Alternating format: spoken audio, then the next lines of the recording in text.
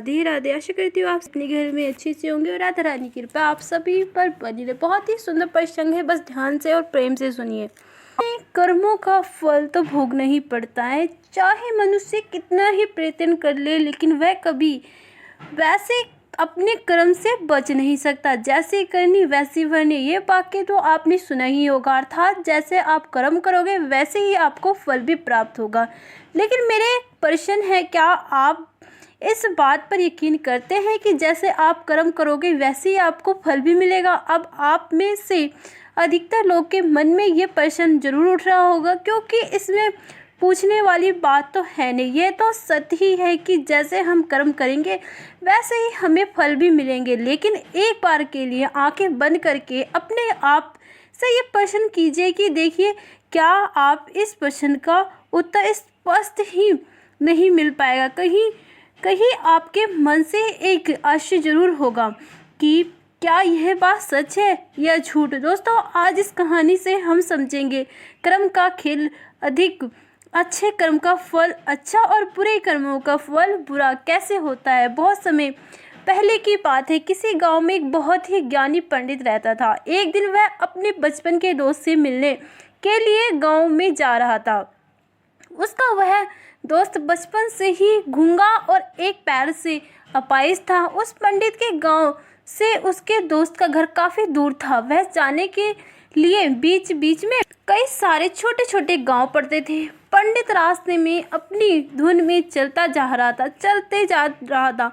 उसकी मुलाकात एक व्यक्ति से होती है। रास्ते में उस एक आदमी मिलता है जो ऐसा लगता है कि किसी का इंतजार कर रहा और वह पंडित के साथ चलने लगता है। उसे आदमी को देखकर पंडित बहुत खुश हो जाता है। उसने सोचा, चलो अच्छा हुआ, साथ साथ चलने से उनका सफ़र आसानी से कट जाएगा। बात की शुरुआत करने के लिए उस पंडित ने उस व्यक्ति से उसका नाम पूछा तो उसने अपना नाम धर्मराज बताया। पंडित को यह नाम कुछ अजीब सा लगता है, लेकिन उसने नाम के विषय में कुछ और पूछना उचित नहीं समझा। दोनों धीरे धीरे साथ में चल रहे थे। तभी रास्ते में एक गांव आता है और गांव का प्रवेश द्वार आते ही धर्मराज ने पंडित से कहा कि तुम आगे चलो, मुझे इस गांव में एक काम है, मैं तुमसे आगे मिलता हूँ। पंडित ने कहा, ठीक है, आगे रास्ते में चलने को कह देते हैं। कुछ देर बाद उस गांव में एक खबर फैलती है कि एक व्यक्ति को सांड ने अपनी सींग से फेंक के दे मारा। जैसे ही सांड ने उस व्यक्ति को मारा, ठीक उसी देर में धर्मराज पंडित के पास आ गए और फिर दोनों चलना शुरू कर देते हैं और चलते चलते एक दूसरे गांव के द्वार पर पहुंच जाते हैं। उस गांव के बाहर एक बड़ा और विशाल मंदिर बना हुआ था। वहां पर आराम करने की सुविधा काफी बढ़िया लग रही थी। पंडित दोस्त का घर अभी वहां बहुत दूर है ये था और रात भी होने वाली थी। तो पंडित ने धर्मराज से कहा, रात होने वाली है, पूरे दिन चलते चलते थक चुका हूँ मैं और भूख भी लगी है। यहाँ पर भोजन करके यहाँ पर हम विश्राम कर लेते हैं, फिर सुबह के समय आराम से आगे की यात्रा जारी करेंगे। धर्मराज ने कहा, ठीक है, मुझे इस गांव में किसी को कुछ जरूरी सामान देने जाना है, तुम भोजन करके आराम करो, मैं बाद में आकर भोजन कर लूँगा। इतना कहकर वहाँ से चला जाता है। लेकिन उसके जाने के कुछ देर बाद धुआं उठने लगता है।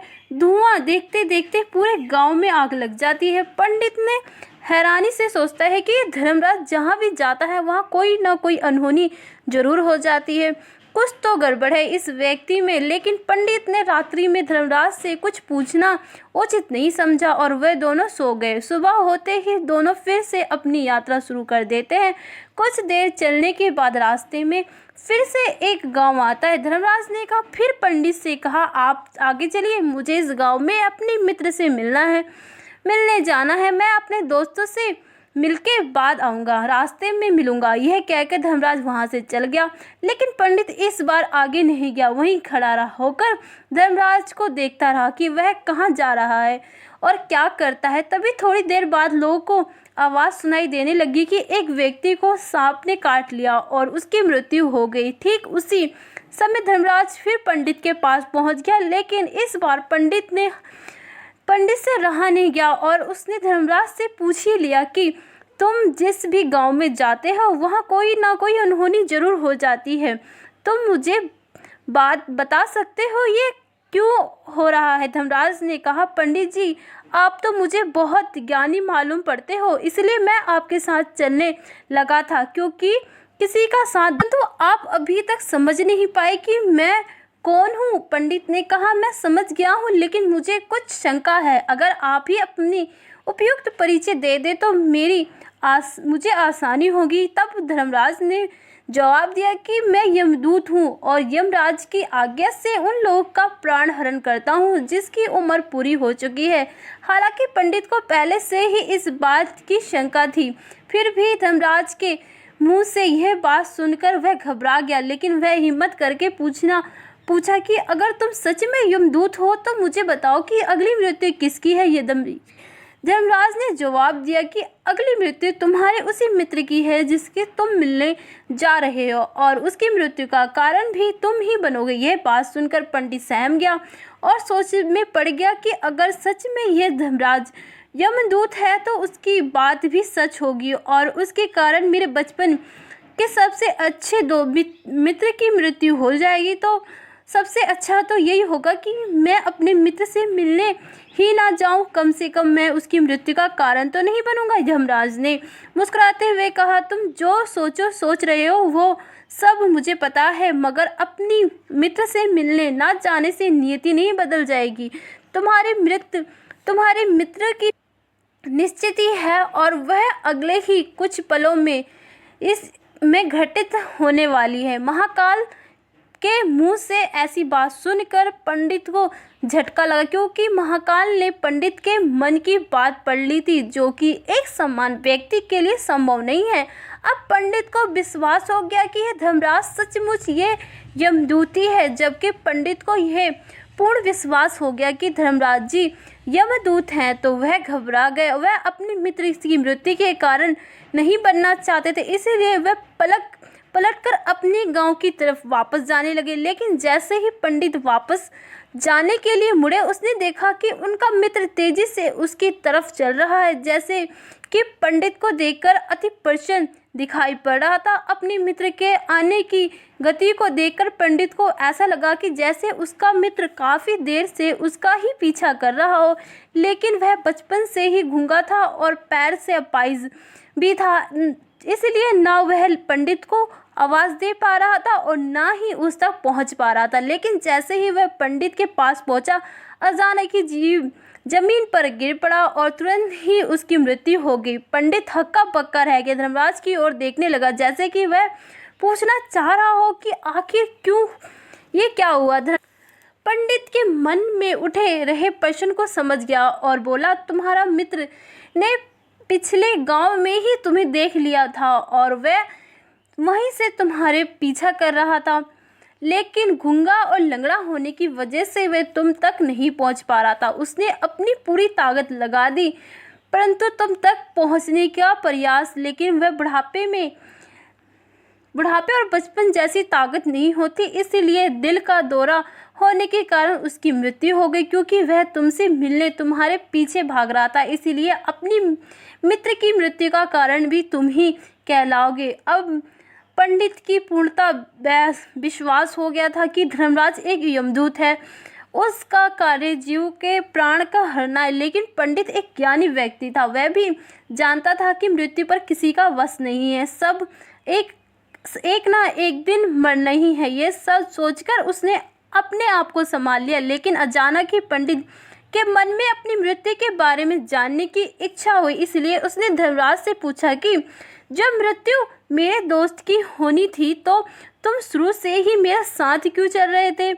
यह प्रश्न सुनकर धर्मराज जोर जोर से हंसे और बोले, मैं तो हर पल हर क्षण सभी के साथ चलता हूँ, किंतु लोग पहचान नहीं पाते, क्योंकि लोग के पास अपनी समस्या के अलावा किसी और व्यक्ति या वस्तु या घटना के बारे में सोचने समझने या उसे देखने का समय नहीं होता न। पंडित ने कहा, तो क्या तुम यह बता सकते हो कि मेरी मृत्यु कब होगी और कैसे होगी। महाकाल ने कहा, हाँ, हालांकि किसी भी समान जीव के लिए अपनी मृत्यु के बारे में जानना ठीक नहीं है, क्योंकि कोई भी जीव हो या जान अपनी मृत्यु के बारे में जानकर बहुत दुखी हो जाता है। हालांकि तुम ज्ञानी व्यक्ति मालूम पड़ते हो और तुमने जिस तरह से अपने मित्र की मृत्यु को सहन कर लिया, उसे देखकर लगता है कि तुम अपनी मृत्यु के बारे में जानकर भी दुखी नहीं होगे। महाकाल ने कहा, तुम सुनो, तुम्हारी मृत्यु आज के ठीक 6 महीने बाद आज ही के दिन किसी दूसरे राज्य में फांसी लगाने से होगी। और सबसे हैरानी की बात तो ये होगी कि तुम स्वयं ही खुशी से उस फांसी को स्वीकार कर लोगे। कहकर धर्मराज वहां से चल गए, क्योंकि अब धर्मराज के पास पंडित के साथ चलते रहने का कोई कारण ना था। इसके बाद पंडित ने अपने मित्र के शरीर का अंतिम संस्कार किया और यथाशक्ति उसके क्रियाक्रम करके अपने गांव वापस आ गया। लेकिन कोई व्यक्ति कितना भी ज्ञानी क्यों ना हो, अपनी मृत्यु के बारे में जानकर दुखी तो होता ही है और मृत्यु से बचने का कोई ना कोई उपाय भी खोजता ही है। तो पंडित ने भी वही किया। क्योंकि पंडित ना था, इसलिए उसकी पहचान उस राज्य के राजा तक थी। पंडित ने सोचा कि राजा के पास तो कई सारे ज्ञानी मंत्री हैं, वे मेरी मृत्यु से संबंधित समस्या का कोई ना कोई समाधान निकाल ही लेंगे।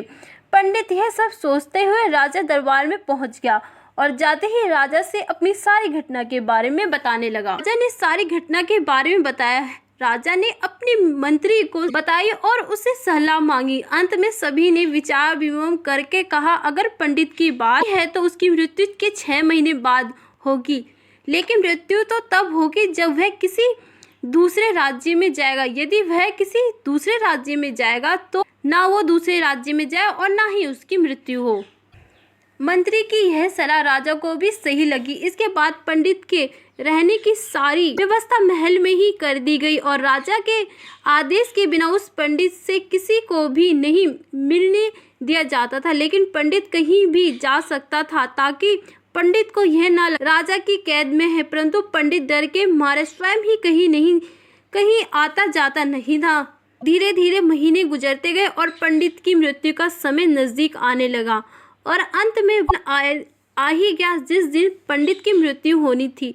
तो जिस दिन पंडित की मृत्यु हो उसी एक रात पहले पंडित डर के मारे जल्दी सो गया, ताकि जल्दी से वह रात बीत जाए और अगला दिन आ जाए, ताकि उस पंडित की मृत्यु टल जाए। यह सोचकर वह जल्दी सो जाता। पंडित को नींद में चलने की बीमारी थी और वह अपनी बीमारी के बारे में वह स्वयं नहीं जानता था। तो फिर राजा, मंत्री या किसी वेद को इसके बारे में बताने का कोई प्रश्न नहीं उठता। पंडित ने अपनी मृत्यु को लेकर बहुत चिंता था। वह पिछले कई ठीक से सो भी नहीं पा रहा था। तो उस रात पंडित को नींद में चलने का दौरा पड़ा और वह उठकर और महल से निकलकर अस्तबल में गया। और क्योंकि पंडित राजा का खास मेहमान था, इसलिए किसी भी पहरेदार ने उसे रोका नहीं और किसी तरह की पूछ नहीं की। और अस्पताल में पहुंचकर वह सबसे तेज चलने वाले घोड़े की पीठ पर सवार होकर नींद में ही अपने राज्य की सीमा से बाहर दूसरे पड़ोसी राज्य में चल गया। इतना ही नहीं, वह दूसरे राज्य के राजा के महल में पहुंच गया। उस महल के पहरेदार ने भी उसे नहीं रोका और ना ही कोई पूछताछ की। तभी लोग रात्रि का अंतिम प्रहर होने के कारण गहरी नींद में थे। वह पंडित सीधे राजा के यशन कक्ष में पहुंचा, जहां राजा रानी सो रहे थे। वह पंडित वहां जाकर सो गया।